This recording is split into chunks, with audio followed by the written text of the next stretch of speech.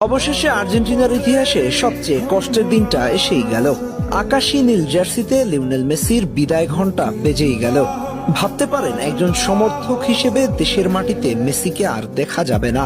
ব্যাপারটা তাদের জন্য কতটা কষ্টের হতে যাচ্ছে, কিন্তু এটাই বাস্তবতা। আগামী 5 সেপ্টেম্বর ভেনেজুয়েলার বিপক্ষে দেশের মাটিতে নিজের শেষ ম্যাচটা খেলতে মাঠে নামছেন বিশ্বসেরা ফুটবলার লিওনেল মেসি। ম্যাচটি অনুষ্ঠিত হবে আর্জেন্টিনার রাজধানী বুয়েনোস আয়ার্সে।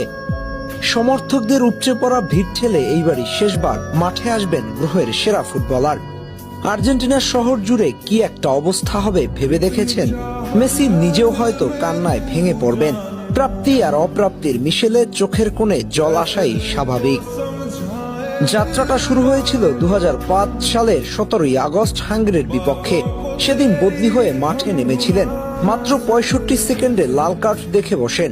শুরুটা মোটেও ভালো হয়নি।